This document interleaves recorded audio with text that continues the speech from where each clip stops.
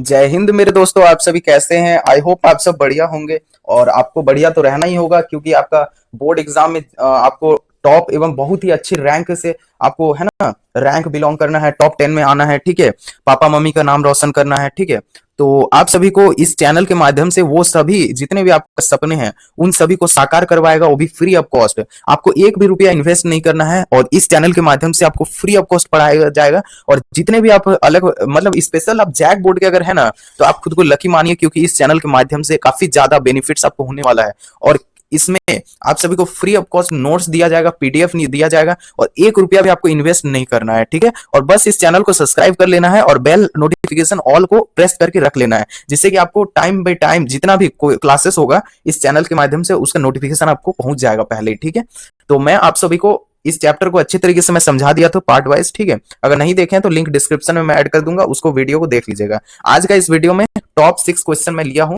वो भी इस चैप्टर से, अम्ल क्षार एवं लवण से। ठीक है, और इसमें आप सभी को वीवीआई इंपॉर्टेंट और पीवाईक्यूज क्वेश्चन इसमें मिक्स है। ठीक है, जो 6 क्वेश्चन मैं करवाऊंगा, अगर उससे भी आपको अगर और भी क्वेश्चन चाहिए तो आप नीचे कमेंट कर सकते हैं, और भी इंपॉर्टेंट क्वेश्चन जो भी इस चैप्टर से बन सकते हैं। बाकी तो यही चैप्टर, यही 6 क्वेश्चन में से ही आपको रहेंगे। और इससे भी अगर रिलेटेड अगर कोई कुछ क्वेश्चन पूछ लेता है झारखंड बोर्ड, तो आप उसका जवाब आराम से दे सकते हैं। ठीक है, ऐसे ही मैं समझाने का कोशिश करूंगा। ठीक है, तो चलिए बिना किसी देरी के वीडियो को शुरू करते हैं। तो आज का पहला क्वेश्चन है कि अम्ल और क्षार लवण की विशेषता और उसका उदाहरण भी देना है। तो अम्ल और क्षार की विशेषता, अम्ल क्षार और लवण का विशेषता बताना है और उसका उदाहरण भी देना है। तो चलिए देते हैं इसका आंसर। ठीक है, तो अम्ल का उदाहरण और उसके बारे में जान लेते हैं। तो अम्ल क्या होता है? तो अम्ल एक ऐसा पदार्थ होता है, मान लो कोई अगर ऐसा खट्टा अगर पदार्थ दिख जाए और उसका अगर हम लोग बिना टेस्ट किए कैसे पता लगाएं कि वो अम्ल है कि क्षार है? तो उसके लिए एक प्रकार का सूचक होता है। तो वो सूचक क्या है? तो सूचक को बोलते हैं लिटमस। वो क्या होता है? प्राकृतिक सूचक होता है। अगर आपसे पूछ लिया कि संश्लेषित सूचक क्या होता है, यानी कि जो मानव मतलब मानव द्वारा बनाया गया कौन कौन से सूचक आता है, और अम्ल का क्षारक अम्ल है या क्षार है क्या, मतलब उसको पता कैसे लगाएंगे? तो उसका आप आंसर बताइएगा, मिथेल ऑरेंज या फिर फेनोप्थेलिन। ठीक है, वो दो ही तरह का होता है मिनिमम। ठीक है, आप आंसर दे सकते हैं। उसके बाद आप दीजिएगा प्राकृतिक सूचक में हल्दी और लिटमस। ठीक है ना? तो चलिए हम लोग इसका आंसर दे देते हैं कि अम्ल का स्वाद क्या होता है? खट्टा होता है ना? और ये क्या करता है कि अगर मान लेते हैं अम्ल या क्षार है, कैसे हम लोग पहचानेंगे? तो ये देखो, ये नीला लिटमस है। एक प्रकार से मैं बना नहीं पा रहा हूँ, तो इतने बड़ा लगभग मैं लिया हूँ। ये कागज है, नीला कलर का एक कागज होता है, उसको नीला लिटमस बोलते हैं। ठीक है, अगर आप बोलेंगे तो एक्सपेरिमेंट भी करके दिखा दूंगा। ठीक है, कोई दिक्कत वाली बात नहीं हुई। तो नीला लिटमस क्या हो जाता है? लाल में चेंज हो जाता है। अम्ल क्या करता है? नीला लिटमस को क्या कर देता है? लाल में चेंज कर देता है। ठीक है, तो चलो हम लोग लाल बना दिए। ठीक है, नीला लिटमस था और ये लाल में चेंज हो गया। अब क्या, क्षार को कैसे पहचानेंगे? तो क्षार के लिए जो लाल कलर का ये जो लिटमस पेपर है ना, इसके ये क्या है? तो ये अम्ल है, अम्ल का गुण है ना? अम्ल क्या करता है कि नीला लिटमस को लाल कर देता है। अब देखो क्षार क्या करेगा, यही जो लाल कलर का जो लिटमस है ना, इसी को नीला में चेंज कर देगा। क्षार क्या करेगा? क्षार क्या करेगा? यही करेगा काम कि ये क्या करेगा कि नीला लाल जो लिटमस होगा इसी को नीला कर देगा। ठीक है, नीला करके दे देगा। ठीक है, तो बस यही, इसी को समझना है बस। और यही तो चैप्टर है, बस इसी को, है ना? और जो दोनों अगर मिल जाए, अम्ल और क्षार, तो अगर दोनों कोई मिल जाए एक साथ, है ना, इसका कलर चेंज कर लेते पहला जैसा। ठीक है, दोनों अगर कलर मिल जाए एक साथ, ये मान लेते हैं ये अम्ल है। अम्ल का देखो, जो अम्लीय पदार्थ होता है उसका रंग भी आप याद कर लीजिएगा, रेड कलर का होता है। ठीक है, और ये जो दोनों अगर मिल जाए ना, अम्ल और क्षार, तो ये उदासीन बन जाएगा। तो ये क्या बना देगा? लवण और जल बना देगा। ठीक है, अम्ल और क्षार लवण और जल बना देगा। अम्ल और क्षार अगर ऐड करेंगे तो लवण और जल बनाएगा, लवण और जल। मैं आप सभी को और मतलब अच्छे तरीके से मैं समझाते हुए चल रहा हूँ। ठीक है, तो वीडियो को आप लास्ट तक जरूर देखिएगा बिना स्किप किए, तो आपको समझ में आ जाएगा पूरा।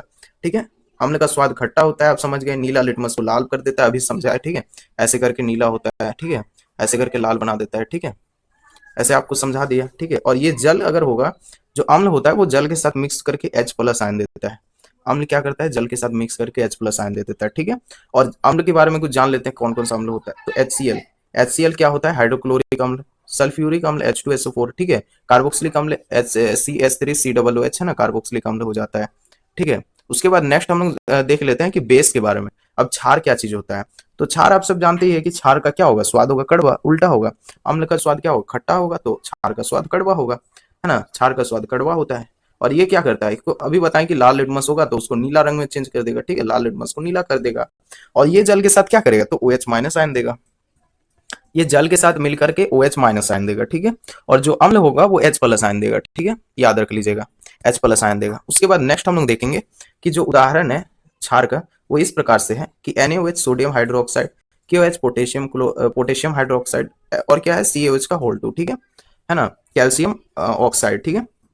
उसके बाद नेक्स्ट हम लोग देख लेते हैं लवण का, ठीक है, सॉल्ट के बारे में जान लेते हैं। सॉल्ट क्या चीज है, तो सॉल्ट कैसे बनता है कि अम्ल और क्षार दोनों जब आपस में मतलब परस्पर अभिक्रिया जब करता है तो क्षार का निर्माण होता है। ऐसे अगर कोई डेफिनेशन पूछ दिया कि बताओ बाबू लवण क्या होता है, अगर क्वेश्चन में पूछ दिया ऐसा, तो आप बता पाएंगे कि अम्ल और क्षार दोनों में परस्पर जब अभिक्रिया होता है तब लवण का निर्माण होता है, ठीक है। लवण ऐसे ही बनता है, ठीक है। और उसका क्या होता है, उसका जो गुण होता है कि वो तटस्थ यानी कि न्यूट्रल सोल्यूशन होता है। उसका जो सोल्यूशन होता है वो न्यूट्रल रहता है, ठीक है, ना तो वो अम्लीय ना ही क्षारीय, ठीक है, वो न्यूट्रल सॉल्यूशन होता है। और उदाहरण के लिए देखो लवण में क्या NaCl हो जाता है, KNO3 हो जाता है, उसके बाद CaSO4 हो जाता है, ठीक है। नेक्स्ट आप लोग सेकंड नंबर देख लीजिए। क्वेश्चन है कि बेकिंग सोडा और वॉशिंग सोडा क्या है और उसका रासायनिक नाम और उसका सूत्र को भी लिखना है, ठीक है। तो चलिए देख लेते हैं वॉशिंग सोडा क्या होता है और बेकिंग सोडा क्या होता है। तो बेकिंग सोडा पहला है, ठीक है, डेफिनेशन डालें। बेकिंग सोडा होता क्या है, तो बेकिंग सोडा खाने वाला सोडा होता है और उसका जो रासायनिक नाम होता है वो होता है सोडियम हाइड्रोजन कार्बोनेट। यहाँ पास लिखा है सोडियम हाइड्रोजन कार्बोनेट, और इसको लिखते कैसे, तो NaHCO3, NaHCO3, NaHCO3, मेरे साथ दोहराइए NaHCO3, ठीक है। और अगर NaH में H को अगर हटा दिया जाए और उसका अगर सामने 2 लगा दिए, Na2 और CO3 अगर लगा दिए, और इसमें अगर जल ऐड कर देंगे 0.10 जल अगर ऐड कर देंगे H2O, तो ये बन जाएगा वॉशिंग सोडा का सूत्र। क्या बन जाएगा, वॉशिंग सोडा का रासायनिक सूत्र, ठीक है। ये बन जाएगा धावन सोडा का रासायनिक सूत्र, ठीक है। और इसमें क्या क्या उपयोग होता है, तो चलिए देख लेते उपयोग के बारे में। तो इसमें होता है कि बेकरी उत्पादों में फुलाने के लिए, तो क्या होता है, बहुत सारे तेलीय पदार्थ जैसे समोसा और भी बहुत सारी चीजें आप लोग खाए होंगे, तो उनको जो बनाया जाता है उनमें उपयोग में लाया जाता है वॉशिंग सोडा, मतलब बेकिंग सोडा को मिलाया जाता है। वॉशिंग सोडा क्यों मिलाया जाएगा उसमें, ठीक है, उस वॉशिंग सोडा के बारे में बताऊंगा, ठीक है। तो उसमें जो बेकरी वाला होता है वो लोग मुनाफा कमाने के लिए नहीं, उनको फुलाने के लिए, मतलब देखो कोई भी ये तेलीय वस्तु होता है उनको फुलाने के लिए, मतलब थोड़ा सा क्रिस्पी टाइप का बनाने के लिए उसमें मिलाया जाता है, ठीक है, बेकिंग सोडा, ठीक है, उसमें खाने वाला सोडा मिलाया जाता है, ठीक है। समोसा, उसके बाद बहुत सारा वैसे चीजें होती है, ठीक है, आप सब खाए होंगे, उनमें मिलाया जाता है, ठीक है। उसके बाद एसिडिटी का दवा में भी मिलाया जाता है, और क्या मिलाया जाता है किसमें, तो अग्निशामक यंत्रों में भी मिलाया जाता है, ठीक है। उसके बाद हम लोग देखेंगे वॉशिंग सोडा। वॉशिंग सोडा यानी कि कपड़ा धोने वाला सोडा, ठीक है, तो नाम से ही पता चल रहा है, ठीक है। और इसका रासायनिक नाम के बारे में जान लेते हैं। तो वॉशिंग सोडा को बोलते हैं सोडियम कार्बोनेट डेकाहाइड्रेट। मैं आपको बता ही दिया था कि वॉशिंग सोडा का जो सूत्र होता है वो NaH को हटा दो और 2 लगा दो, और वही लगा दो CO3, Na2CO3, और इसमें एन इंटू कर दो जल, ठीक है, जल इंटू कर दिया, ठीक है। तो ये बन गया वॉशिंग सोडा का सूत्र। चलो मेरे साथ दोहराइयो, है ना, Na2CO3 into 10H2, Na2CO3 into 10H2, ये हो गया हम लोग का वॉशिंग सोडा का रासायनिक सूत्र, ठीक है। और इसका उपयोग किस प्रकार से हो गया, तो कपड़े धोने के लिए इसका इस्तेमाल किया जाता है। जल को कठोरता का जो दूर करने के लिए इसका इस्तेमाल किया जाता है वॉशिंग सोडा का, ठीक है, जल की कठोरता को दूर करने के लिए। और क्या, कांच और साबुन बनाने के लिए, है ना, कांच और साबुन, जैसे NaOH एक क्या हो गया, इसी इसी से देखो साबुन बनाया जाता है ना, NaOH से, ठीक है, सोडियम हाइड्रोक्साइड, ठीक है। नेक्स्ट हम लोग का जो क्वेश्चन है वो है पीएच स्केल के बारे में। पीएच स्केल क्या होता है, और पीएच स्केल के अनुसार अम्ल, क्षार और तटस्थ विलयन की स्थिति समझाइए। अब पीएच स्केल क्या होता है और उसके उसका जो अम्ल, क्षार और तटस्थ है यानी कि लवण है उसके बारे में बताना है, और पीएच स्केल का दैनिक जीवन में क्या महत्व है। देखो पीएच, देखो तटस्थ मतलब क्या होता है, न्यूट्रल सोल्यूशन, यानी कि जिसका पीएच 7 होगा, वो एकदम बीचों बीच में होगा। आपको पीएच स्केल के बारे में यही पास बता देता हूँ व्हाइट बोर्ड करके, 1 मिनट, पूरा व्हाइट करके मैं आपको बता देता हूँ अच्छे तरीके से, ठीक है, समझाने के लिए। 1 मिनट यही पास मैं बता देता हूँ, छोड़िए, मैं आपको यही पास व्हाइट में ही समझा देता हूँ। देखो यहाँ पास मान लेते हो एक 1 मिनट, व्हाइट अच्छे से हो जाए, है ना, इसको क्लियर कर देता हूँ, ठीक है। यहाँ पास मान लेते हैं 1 से लेकर 7 तक, ये हो गया हमारा 0, 1, 2, 3, 4, 5, 6 एंड 7। उसके बाद नेक्स्ट जो 7 के आगे होगा और वो 14 तक जाएगा, ठीक है। यहाँ पास कोई एक्स एक्स है ना, इस प्रकार से ये जाएगा, ठीक है, 6, 7, 8, 9, 10, 11, 12, 13, 14, ठीक है, इस प्रकार से ये जाएगा, ठीक है। 1 मिनट, इसको भी मिटा देता हूँ, व्हाइट कर देता हूँ पूरा, है ना, इस प्रकार से ये जाएगा, ठीक है। और नेक्स्ट जो जाएगा ना, वो जो 14 होगा ना, 14 तक जो जा रहा है ना, यानी कि 7 से जो आगे जा रहा है ना, वो बिल्कुल क्षार होगा, यानी कि वो क्षारीय पदार्थ कहलाएगा। ठीक है, वो बिल्कुल क्षारीय पदार्थ कहलाएगा, यानी कि वो बेस है ना, बेस कहलाएगा एक तरह से। और जो 7 के आगे जितने भी 1 2 3 4 जितना भी पीएच वैल्यू होगा ना, वो अम्लीय पीएच वैल्यू होगा, उसका अम्लीय है ना, उसका जो गुण होगा वो अम्लीय होगा। ठीक है, 0 से 7 के बीच अगर रहेगा, यानी 6 तक जो रहेगा वो अम्लीय कहलाएगा, है ना, अम्लीय। यहाँ पर मैं लिख देता हूँ अम्लीय। ठीक है, अम्लीय। और जो 7 से आगे रहेगा वो क्षारीय कहलाएगा। ठीक है, वो क्षारीय कहलाएगा। इससे आपका 1 से 2 मार्क्स आप फिक्स अपना मान लीजिए कि आपका हो चुका है, 1 से 2 मार्क्स आपका हो चुका है, फ्री हो चुका है। ठीक है, आपको मिल चुका है। ठीक है, 1 से 2 मार्क्स पीएच वैल्यू से आपका पूछता ही पूछता है क्वेश्चन। ठीक है, अम्ल और क्षार से पूछेगा ही पूछेगा। ठीक है, यही सब क्वेश्चन तो आता है। उसके बाद नेक्स्ट हम लोग देखेंगे पीएच मान क्या होता है, कि यह एक मापन होता है जो कि विलयन को अम्लीयता या क्षारीयता को दर्शाता है, और इसका मान जो होता है वो 0 से लेकर 14 तक होता है। अब उसके बाद क्या होगा, पीएच मान प्रकृति। पीएच मान आपको बता ही दी प्रकृति क्या होता है। 0 से लेकर अगर 6 तक होता है तो वो अम्लीयता एसिडिक होता है, और 7 जो होता है वो न्यूट्रल सोल्यूशन यानी कि तटस्थ होता है। ठीक है, तटस्थ विलयन। और जो 7 से जो 14 तक होता है वो क्षारीय होता है, यानी कि बेसिक बेस होता है। ठीक है, नेक्स्ट हम लोग जो देखेंगे कि दैनिक जीवन में पीएच का क्या महत्व है। तो पेट का जो पाचन क्रिया होता है, वो पेट में HCl जो जमा होता है, देखो उसके लिए भी एक मदद करता है पीएच मान। ठीक है, देखो पीएच मान हम लोग पता कर सकते हैं कि वो कितना ज्यादा अम्लीय है। ठीक है, वो कितना ज्यादा हमारे पेट में अम्लीयता है। ठीक है, उसके बारे में पता कर सकते हैं। ठीक है, पीएच वैल्यू से। उसके बाद नेक्स्ट जो रहेगा वो मुंह के देखभाल में। अब ये मुंह के देखभाल में क्या होता है, तो जो दांत का एनामेल होता है वो देखो काफी ज्यादा अम्लीयता हो के कारण दांत का एनामेल खराब हो जाता है, नुकसान हो जाता है उसको। ठीक है, खराब हो जाता है।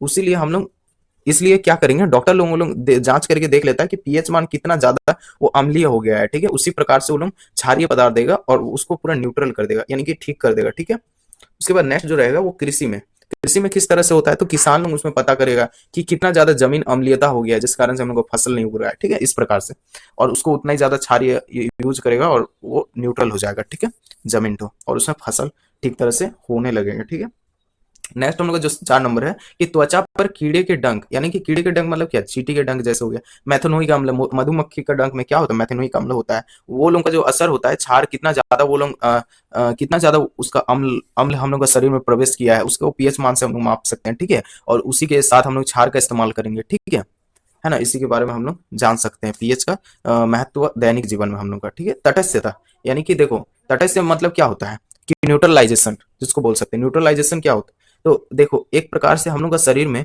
जब अम्ल और क्षार मतलब दोनों में आपस में अभिक्रिया जब करता है तो वो हम लोग को न्यूट्रल हो जाता है ना। एक प्रकार से नमक और जल बनाता है, जो H2O और NaCl और H2O जो बनाता है वो वही तटस्थता होता है। ठीक है, देखो अब क्या, जब कोई अम्ल और क्षार दोनों अभिक्रिया करेगा आपस में तो नमक और जल बनाएगा, इसी को हम लोग तटस्थता बोलेंगे, यानी कि तटस्थीकरण अभिक्रिया बोलेंगे। ठीक है, वही हो जाता है न्यूट्रलाइजेशन रिएक्शन। ठीक है, तटस्थताकरण। ठीक है, जो भी बोले आप लोग, अगर इसको ये इसको अगर तटस्थता को अगर नहीं भी बोले तो भी अगर अगर उसमें अगर लवण भी ऐड कर दिया जाए ना तो कोई भी नहीं होगा दिक्कत। ठीक है, यानी कि वो न्यूट्रल हो जाएगा। ठीक है, एक प्रकार से। ठीक है, उदाहरण के लिए जैसे इसका टेक्स्ट ये क्या है। ठीक है, HCl जो है ये अम्ल है और ये जो क्षार है ये दोनों अभिक्रिया करेगा तो ये नमक बनाएगा और जल बनाएगा। ठीक है, इस प्रकार से।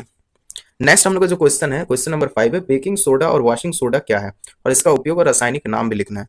5 नंबर क्वेश्चन है। ठीक है, तो बेकिंग सोडा जो खाने वाला सोडा होता है, ठीक है, उसका जो सूत्र होता है NaHCO3, और उसका उपयोग क्या होता है बेकरी और अग्निशामक यंत्रों में और एसिडिटी दवा में। इसके बारे में आपको बता दिया था। ठीक है, तो ये क्वेश्चन डबल रिपीट हो गया है, यानी कि दो बार रिपीट हो गया, यानी कि टोटल 5 क्वेश्चन आज का इस वीडियो में करा दिया। ठीक है, उसके बाद जो नेक्स्ट क्वेश्चन है 6 नंबर, यही लास्ट क्वेश्चन है होगा आप सभी के लिए। पीएच स्केल क्या है, पीएच स्केल क्या होता है और इसका दैनिक जीवन में क्या महत्व है, तो इसको तो अभी बता दिए है ना। ये डबल बार रिपीट हो गया है, डबल टाइम्स, क्योंकि ये मोस्ट इंपॉर्टेंट क्वेश्चन था।